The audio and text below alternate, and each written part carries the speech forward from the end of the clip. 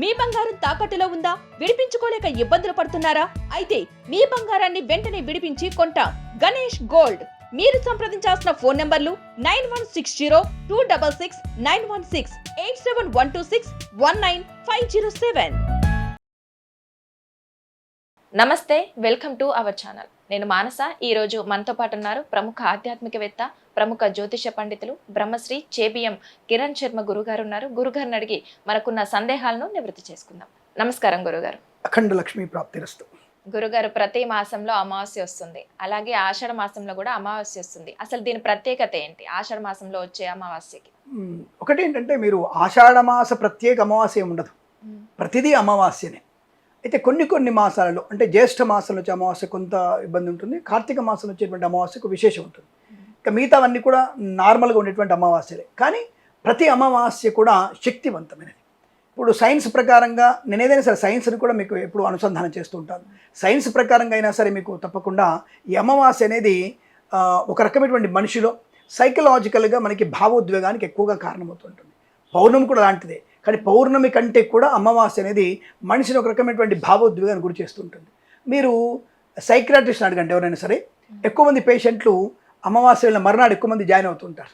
అంటే అమావాస్య రోజుల్ని వాళ్ళకి ఒక ఉద్రిక్త భావాన్ని కలగడం, ఒక రకమైనటువంటి ఒక పైశాచిక బుద్ధి పెరగడం, కోపం పెరగడము, వాళ్ళకి వాళ్ళే ఏం చేస్తున్నటువంటి ఒక రకమైనటువంటి లేకుండా, అంటే వాళ్ళలో ఒక శక్తి లేకుండా ఓవర్ కాన్ఫిడెన్స్తో ఉండడం, అలాంటివి అలవడం, గట్టిగా అరవడం, ఇలాంటివి చేస్తుంటారు. అంటే సైకియాట్రిక్ ప్రాబ్లమ్స్ కూడా మీకు అమావాస్యలో ఎక్కువగా వస్తుంటాయి.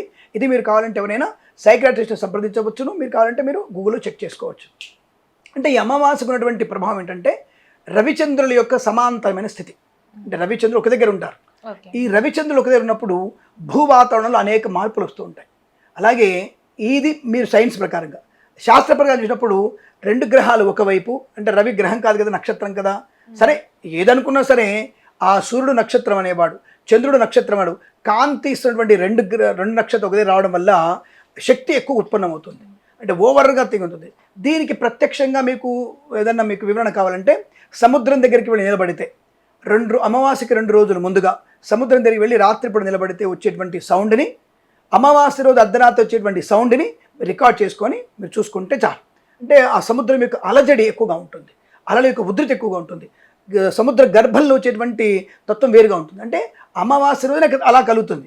మర్నాడు మీకు కలిగే అవకాశం లేదు. అంటే మామూలుగానే ఉంటుంది, మామూలుగానే మీకు శబ్దాలు వినబడతాయి కావాలి ఉంటుంది. కానీ అమావాస్య రోజు మాత్రం ఖచ్చితంగా అంతర్భాగంలో గర్భంలో, సముద్ర గర్భంలో విచిత్రమైనటువంటి శబ్దాలు, ఒక కదలిక ఎక్కువ ఉండడము, అలల యొక్క ఉధృతి ఎక్కువగా ఉంటుంది. మామూలు రోజుల్లో మీకు 1 మీటర్ 2 మీటర్లు కనుక పైకి లేస్తే, అమావాస్య రోజున కంపల్సరీగా మీకు 5 మీటర్ల పైనే అలల తాకిడి ఉంటుంది.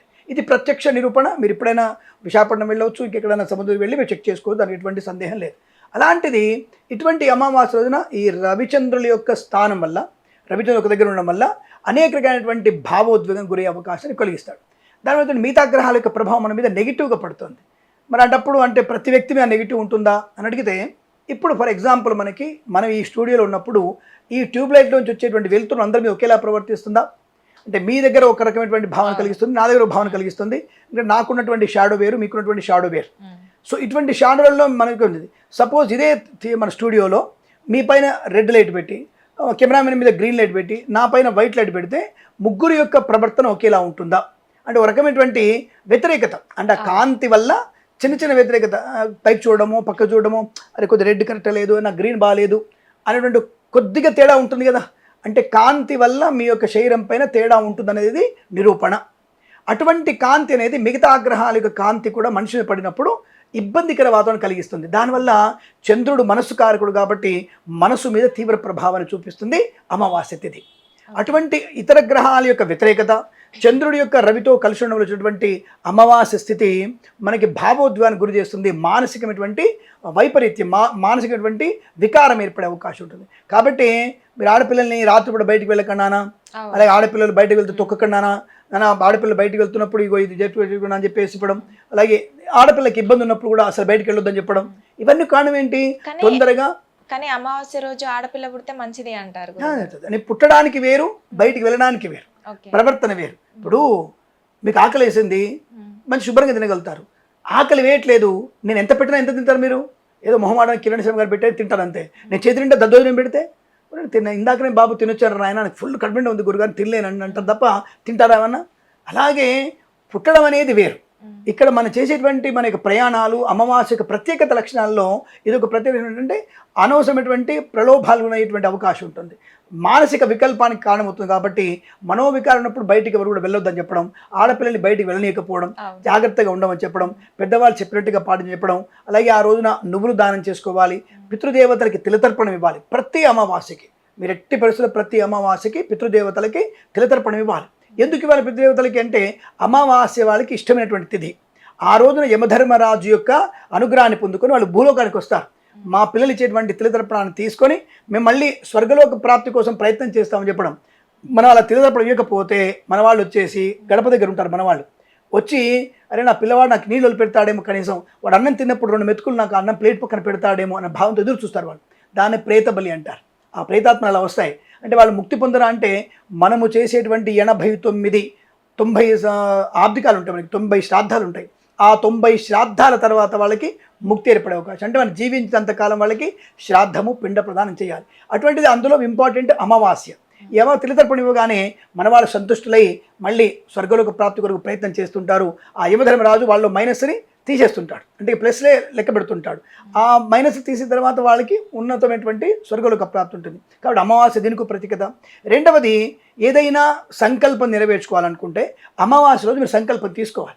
చాలామంది దీనికి అమావాస్య రోజు ఏ పని మొదలెట్టొద్దు అంటారు. నేను చెప్తాను ఖచ్చితంగా మీరు అమావాస్య సంకల్పం చేసుకోండి.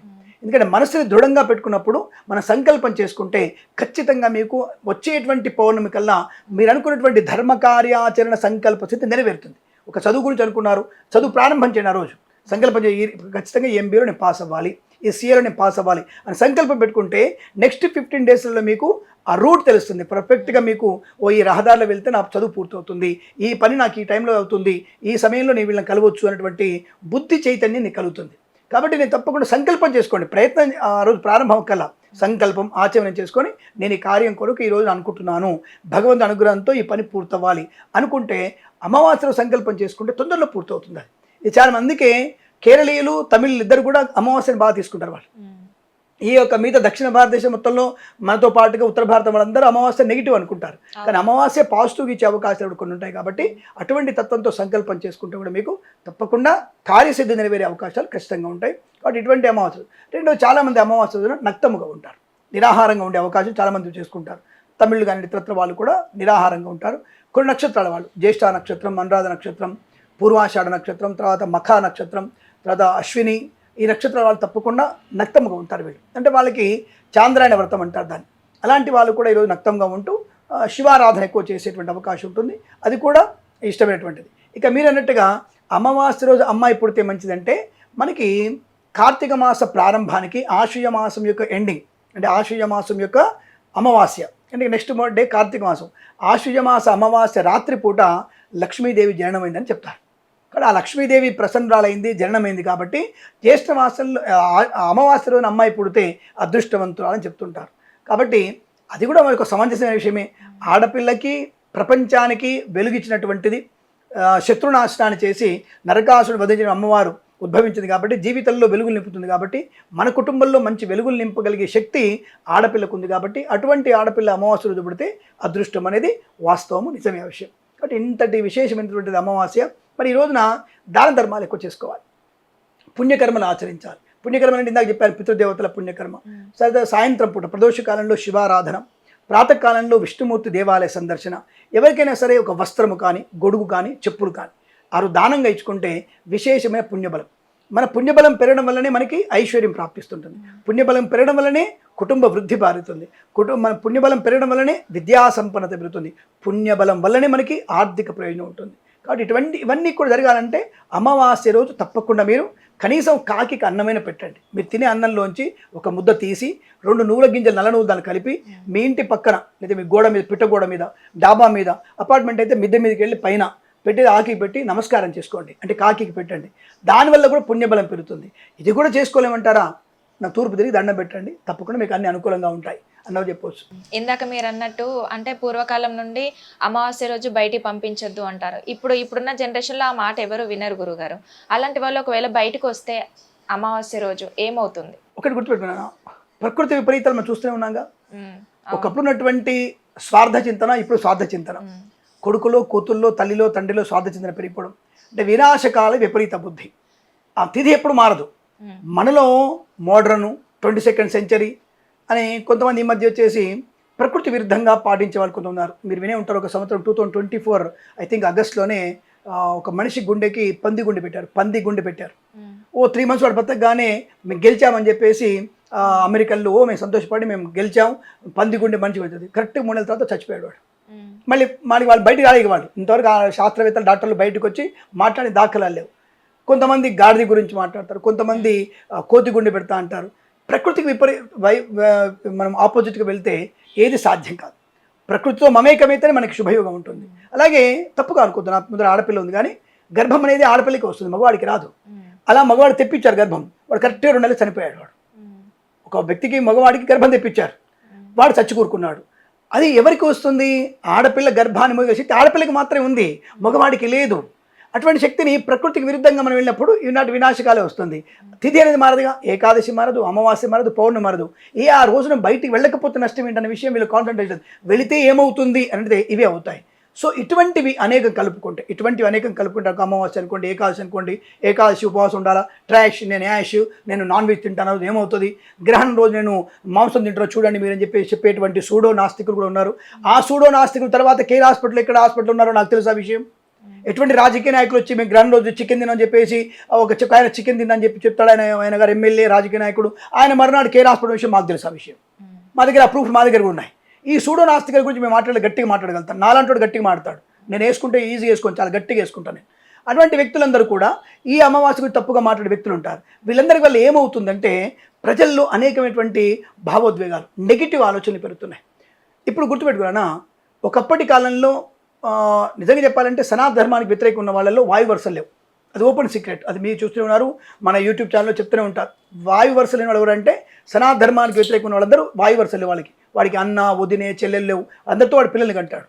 వేరే మతాల్లో విగ్రహాలు ధ్వంసం చేయండి, లేదంటే నాకు విగ్రహాలు ధ్వంసం చేసి వాడిని చంపేస్తే నాకు జన్నత వస్తుంది, ఆడపిల్లని మానభంగం చేయని చెప్పేటువంటి మతాలు వాళ్ళు వేరే ఉన్నాయి. నేను ఓపెన్గా చెప్తాను, మనకి మీరు ఎడిటింగ్ చేసుకున్నా తెలియదు కానీ అటువంటి మతాలు మనవి కావు. లోక కళ్యాణం కోసం ఇచ్చేవి. ఇగో ఈ పూజ చేయి లోక కళ్యాణం ఉంటుంది, ఆవును పెంచు లోక కళ్యాణం ఉంటుంది, ఇగో ఈ అమ్మవారి పూజ చేయి లోక కళ్యాణం ఉంటుంది, అభిషేకం చేయి లోక కళ్యాణం ఉంటుంది అని చెప్పేదే నా సనాతనం తప్ప వ్యతిరేకం కాదు కదా. ఇటువంటి అమావాస్యలు పౌర్ణమి తిథులన్నీ కూడా చేయకుండా ఉండడం వల్ల మీరు నమ్ముతారో అంటే నేను చెప్తున్నాను, నేను ఎగ్జాంపుల్ చెప్తున్నాను. నేను విపరీతమైనటువంటి దోషాలు ఎక్కడ ఉంటాయంటే ఈ రోజున మీరు నమ్ముతారో mister justice Gavai, supreme court chief justice Gavai గారు గూగుల్లోకి ఇన్ఫర్మేషన్ ఇచ్చారు. How many divorce cases in our country అని చెప్తే more than 18 lakhs ఉన్నాయి, 18 లక్షల విడాకులు ఉన్నాయి ఇప్పుడు. దాంట్లో మీరు నమ్మరు, తెలంగాణ రాష్ట్రంలో 73,000, ఆంధ్ర రాష్ట్రంలో 76,000 ఉన్నాయి విడాకుల కేసులు. అంటే ఇది విపరీతం కాదా? ఇది వినాశకాలం కాదా? కాబట్టి ఇటువంటి వినాశకాలాన్ని కూడా ఇటువంటి మనం పాటించకపోవడం వల్ల, పద్ధతి పాటించకపోవడం వల్ల, ఏకాదశి అమావాస్య లేకపోవడం వల్ల వచ్చినటువంటి ప్రార్థన కర్మలు, పెద్దవాళ్ళు చెప్పింది వింటే మనకు శుభం కలుగుతుంది, వినకపోతే ఇటువంటి విపరీతాలు కలుగుతాయనే విషయం ఓపెన్ సీక్రెట్. కొంతమంది అంటారు వాళ్ళ మనసులు కలవలేదు, వాళ్ళ యొక్క భావాలు కలవలేదు, వాళ్ళ యొక్క ఆలోచనలు కలవలేదు. మరి అంతకుముందు ఏం చేస్తున్నారు? 5 ఏళ్ళు 7 ఏళ్ళు ప్రేమించుకుంటున్నారుగా, మరి అంత ఆ ప్రేమలు ఏమవుతున్నాయి ఇప్పుడు? కాబట్టి ఇవన్నీ కూడా వినడానికి బాగుంటాయి. మేము అనుకునే కారణం అమావాస్యలు, ఏకాదశులు, పౌర్ణమి తిథుల్లో మనం సరైనటువంటి పద్ధతులు లేకపోవడం వల్ల వచ్చేటువంటి విపరీత ధోరణి. కాబట్టి దాంతో మన పెద్దలు చెప్పిన మాట విని ఇప్పటికైనా పాటిస్తే శుభము ఆనందం కలుగుతుందని తెలియజేసుకుంటున్నాను. శుభమస్తు, నమస్కారం. ఓకే గురుగారు, మంచి విశ్లేషణ. అమావాస్య రోజు మనం చేయాల్సిన పనులేంటి, చేయకూడని పనులేంటి అనే దాని గురించి మంచి విశ్లేషణ అందించారు గురుగారు. ధన్యవాదాలు.